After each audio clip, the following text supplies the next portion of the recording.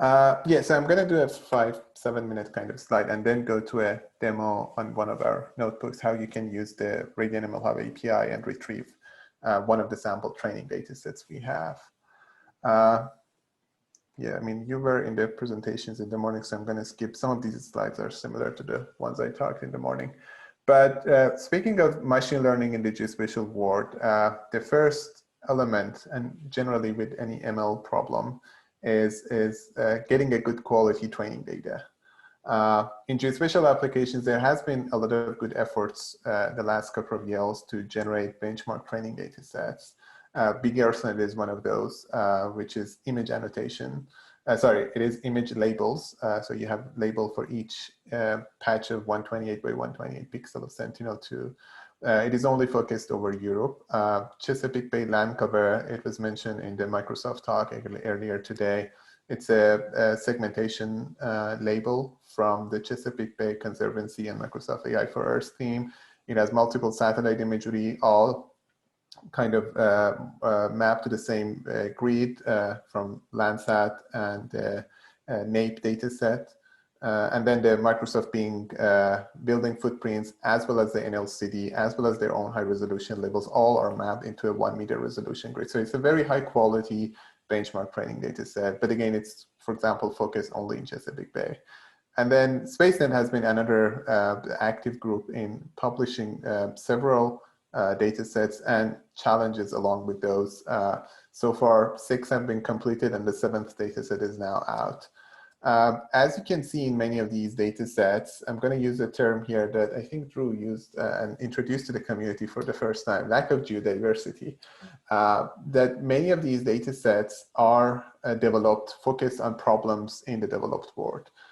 In Europe and US particularly, because there's a lot of interest in there, there's a lot of effort and projects going on. These data sets are published, so they're high quality. But then when you look at the global problem space, there's a lack of diversity in those data. Having the satellite data, the same satellite data available everywhere, then you need also same quality training data to build a model similar for example, Las Vegas, which we have in SpaceNet, in a city in Africa or in Asia. Data accessibility is still a problem. Many of these data sets, you would go to a web browser and download a zip folder still. We have tried to address some of those, but that's one of our mission, to address those problems. You can better access and also find the data. I mean, not everyone knows, oh, there is such a data set already out there. So having a way to search for training data sets is essential. And the ML readiness is another aspect of these, that we don't want to just have another set of data. We want to make sure they are ready to be ingested into the ML framework, and the focus of the developer or the practitioner goes on the model development and the data engineering, the 80-20 problem that Chris also mentioned in his talk in the morning. So all of these issues have resulted in some gaps and biases in the geospatial ML world, and that's why we have established MLHub. And what we see at the kind of existing workflows, I think this slide is getting old because we have addressed some of these problems, is Group 1 generates their own training data. They have their own model development. They do validation and prediction, and you have some results from their effort. And then Group 2 is working on a similar problem, but because they don't have access to that training data set from Group 1, they generate their own training data set, do a similar pipeline, and you have 2 predictions at the end. As an end user, you can't benchmark prediction 1 and prediction 2 against each other because the input training data sets are different, and then there's no independent validation data set to go and benchmark them against those. So an ideal situation is we have these accessible, open accessible benchmark training data sets that everybody can use. Then it would be much easier to benchmark model predictions against each other because they're being built on the same training data sets, and hopefully as part of that validation and test data sets. And that's where we are trying to go. I presented this in the morning, so I'm going to skip that, the activities that Radiant does in particular, and then summary of what MLHub is basically, the repository for training data sets. But the key feature I want to emphasize here, we are going to enable ML model hosting. So not only you can access existing training data sets, but you can also query and access any open model that has been developed on those training data sets. Behind the scene, this is what our infrastructure looks like. Training data sets that are either sitting on our storage, which is on AWS and supported by the AWS Public Data Program, or it can be sitting in any other storage. We have, for example, datasets on Azure and other S3 buckets. Then all of our basically STAC catalogs are ingested to the API. We have a STAC API and a dashboard that I will show. You can access that. And then there is an authentication here. The primary reason for that, all the data is open, but not all the data have a CC BY 4 license, which is the basically a Creative Commons International. You can use it for any applications, commercial and non-commercial. Some of them come with limitations like CC BY share alike, that anything you do with that, you should make it also open, or non-commercial access. So we need a way of having users accept the terms of service for those licenses. That's the only reason to have the authentication here, really. Otherwise, everybody can sign up for the API and get a access token and soon an API key to access the API. We have a public endpoint for the API. I will show that. Part of the NASA grant that I mentioned we have received recently is developing a Python client for the API. And then there's a web portal, a registry that you can actually see the data sets. Existing data, I'm going to deep a little diver into this ones. The land cover net is a new data set from our team. 10-meter resolution land cover classification. Version 1 covers the whole Africa. It has around, I think, 135 million pixels in Africa, but globally will be 600. And then 7 classes of kind of vegetation. We have woody vegetation, semi-natural croplands, and then we have artificial and natural background, as well as water and snow and ice, both of them as time series classification. So we look at the time series of Sentinel-2 throughout the year and generate those labels. They have been labeled, and all the data is now openly accessible on MLHub. We have crop type data sets. They are all from ground reference data collected by other teams, our partners, and then matched with corresponding imagery, usually from Sentinel-2, and then added to the catalog. And then we have partners data that are data sets completely developed by others, ready to be shared, and they have been basically putting it on MLHub as a way for people to access them. Some of them are hosted on our bucket. Some of them are not. They're already on another bucket. They're just registered, so you can find them and access them through the same API in the same way. We have some other data sets coming up, mostly this year. We have several crop types in different African countries, including Mali, South Africa. For the South Africa, we were going to have another data competition, one in Tanzania, one in Sudan, Ghana, and Central Asia is another one. It is actually older than Sentinel-2. It will be based on Landsat data. You saw the presentation maybe from Dave Liu, talked about the Open Cities AI Challenge, a drone set of imagery with labels for building detection. That data set will be also added to our API soon. There's another one with hurricane wind speeds from the NASA Impact team that covers multiple years of data, I think around 15 years. That will be added to the API soon as well. So the catalog is growing. If you have data sets you want to share and host, we are happy to do that. The storage is on AWS, so there's no cost to that, supported by our partners public data program. And we will generate also DOIs for the data. I want to just put this last slide here, thanking our partners and collaborators that have contributed to this ecosystem through data sharing, catalog sharing, any other engineering support. And with that, move to a demo of our notebooks. So let me pause here for a second. If you have any questions so far, I'm happy to answer. If not, move forward. I don't see any questions. Let me see the chat box. No.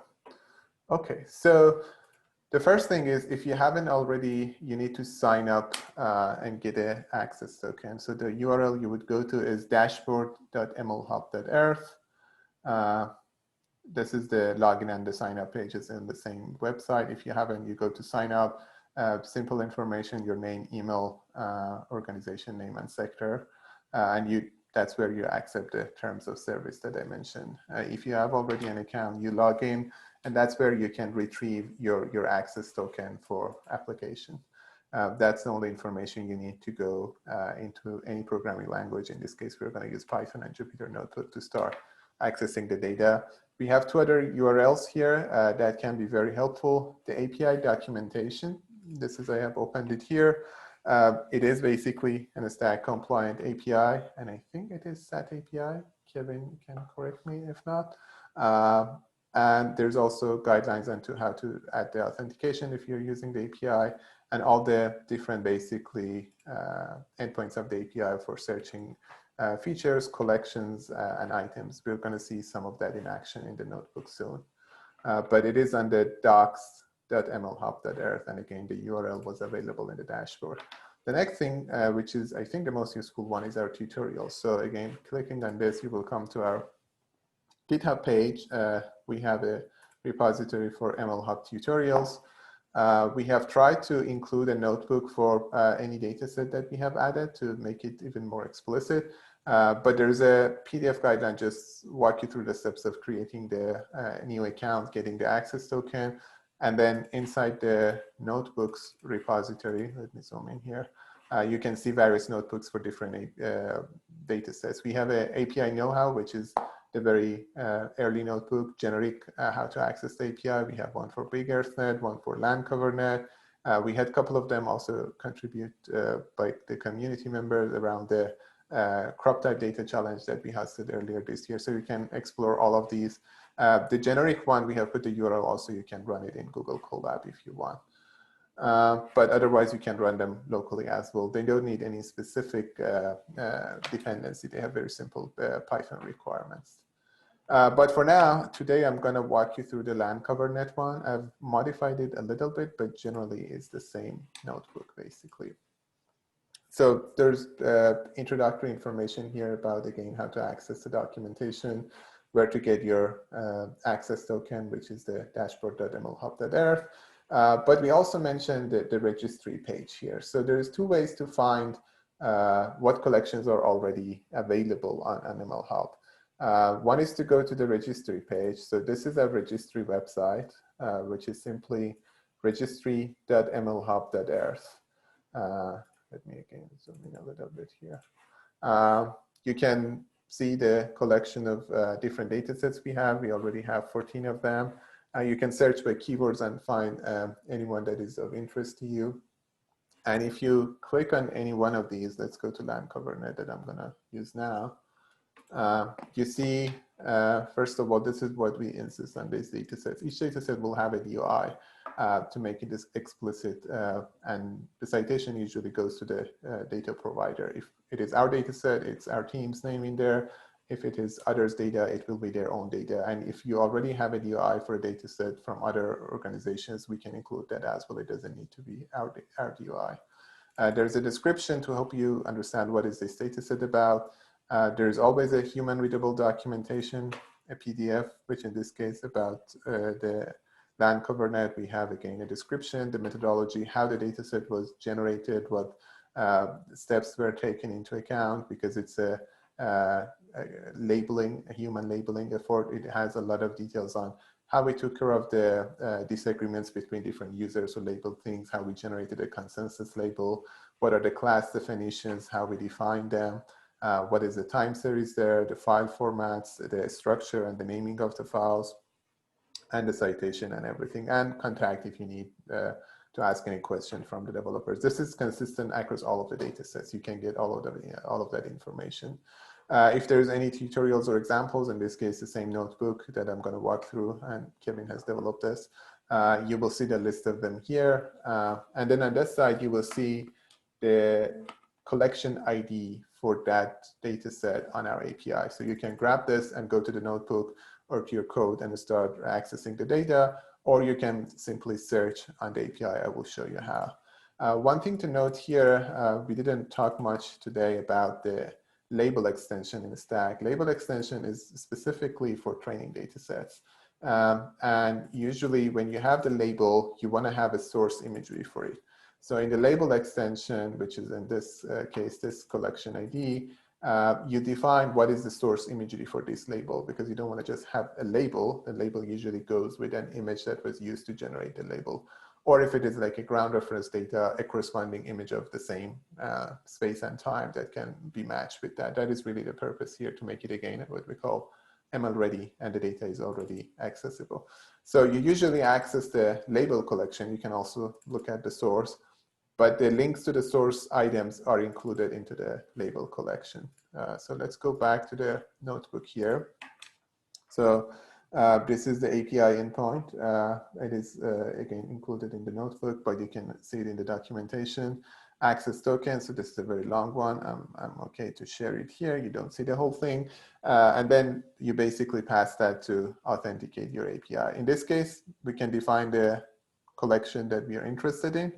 Or if you want to search for collections, this is the way to do it. You basically call the collections endpoint and then list all the responses from the API. I'm also printing the licenses in case you're interested to see, but we have this Microsoft one that I talked, the African crops in Uganda, Kenya. You can see all the various data sets basically included.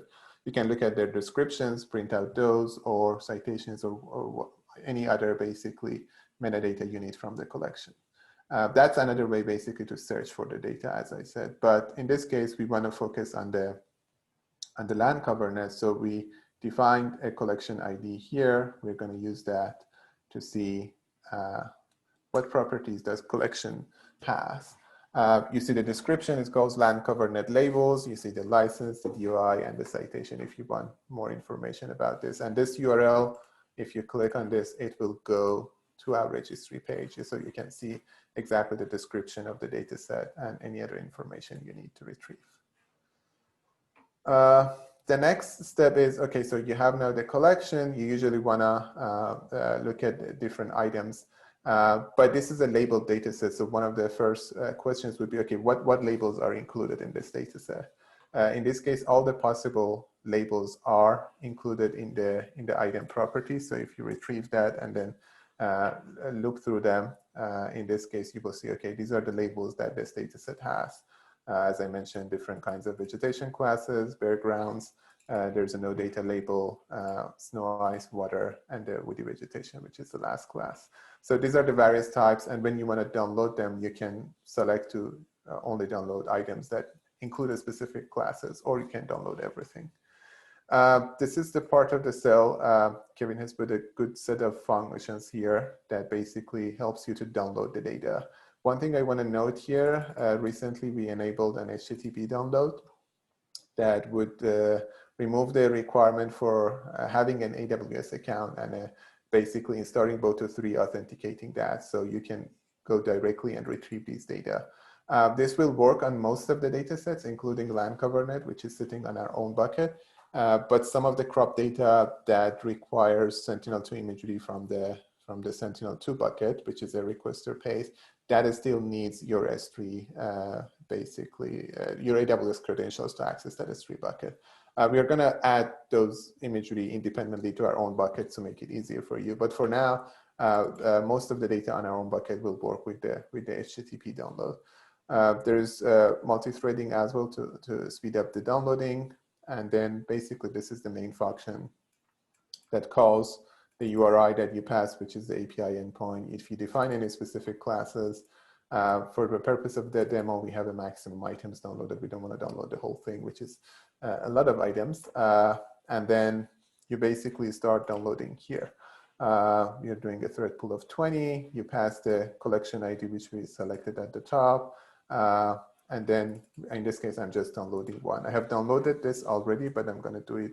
Okay, I didn't run this cell. To download this, it will probably take, depending on your internet speed, it might take between a couple of minutes to 10 minutes or so, but mine usually is on the order of a couple of minutes. But this basically selects maximum one item from the collection without any other basically querying or filtering.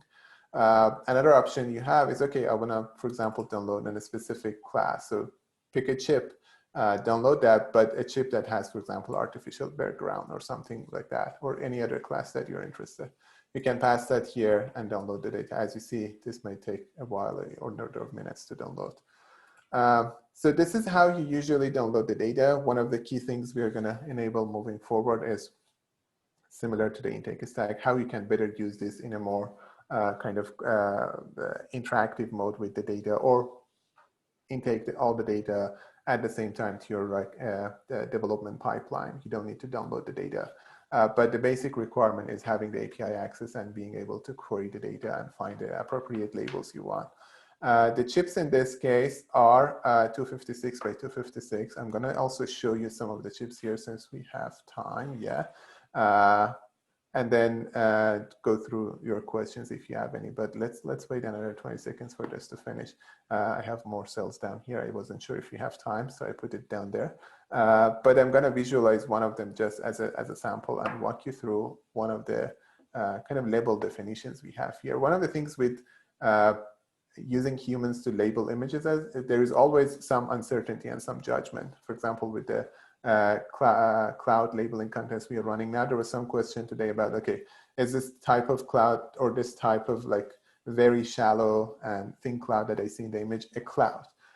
It comes to the human judgment. So the way we approached this problem in this data set was we asked 3 different individuals to label every single chip. So every single pixel in this data set was labeled 3 times. And then we also labeled some of those using expert labeling, meaning in-house team who labeled those chips, and then derived a score for each user. I say, okay, this user is 90% of the time correct. Correct in the sense of, okay, their judgment is similar to the expert judgment, not necessarily being wrong. And using that, we developed a consensus algorithm that I'm not going to go through.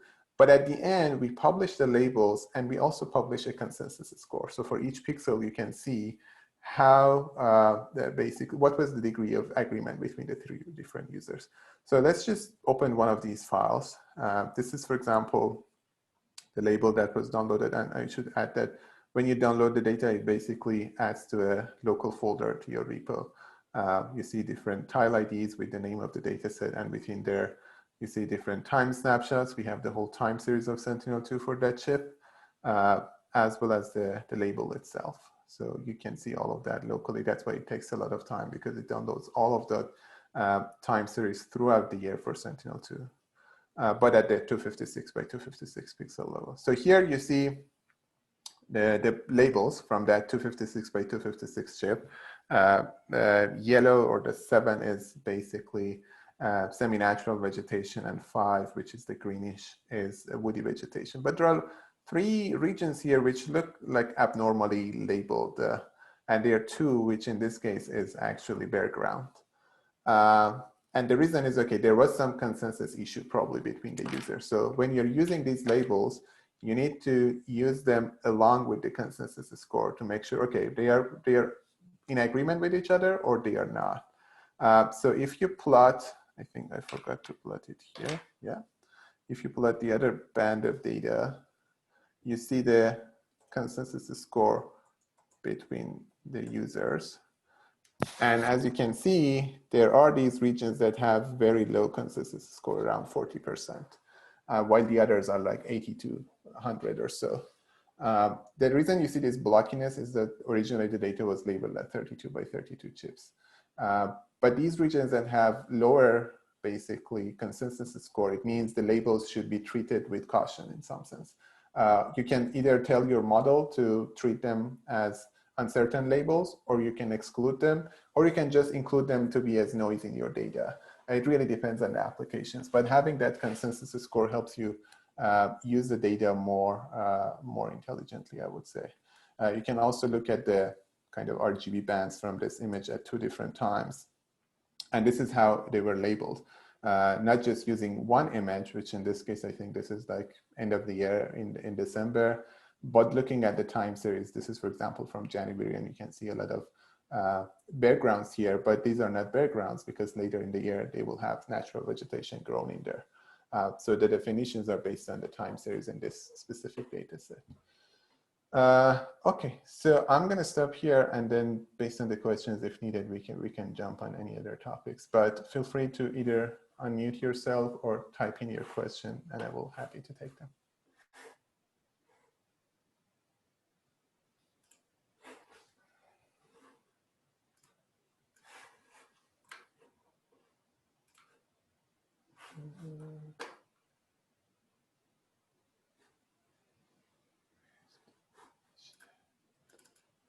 Okay, now I see the chat.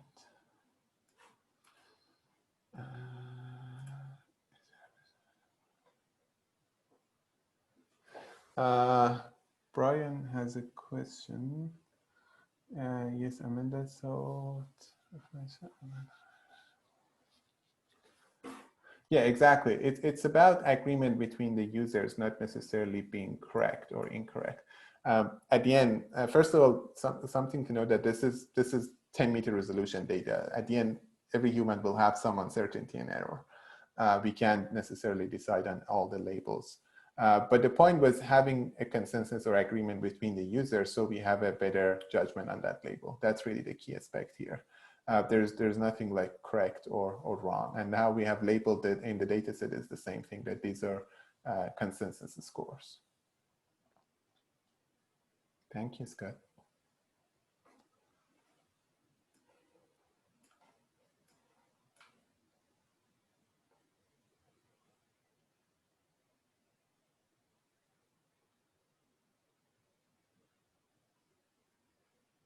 And I see Kevin already answered some of the questions. Thank you, Kevin.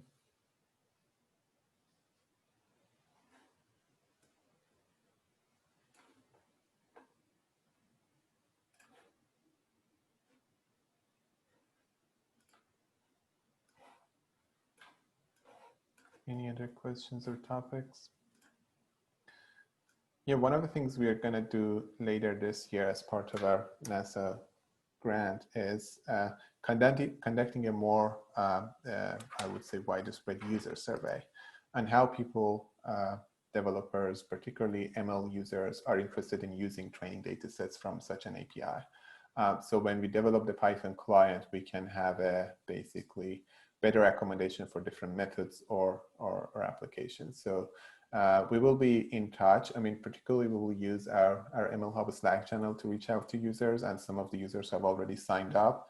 But if you're interested in participating in such a consultation, let us know. You can email us at either ml@radiant.earth or support@radiant.earth. We don't have a schedule for that yet. I think it will take like a couple of months to start rolling that program out, but we definitely want to capture perspectives and user stories, how people use these data, so we can have a better Python client for these applications.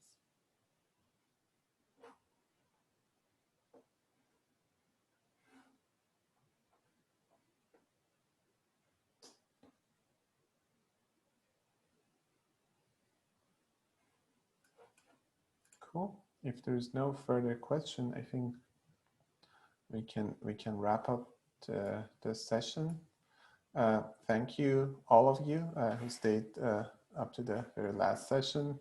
I noticed at the end that we didn't have an actual break in the program, so hopefully you got a chance to break. But otherwise, go grab some lunch or walk a little bit. Thanks again for joining, and a great day. Thanks again on behalf of Radiant and all the organizers, to all the speakers, and all of you who joined and participated. And have a good rest of your day.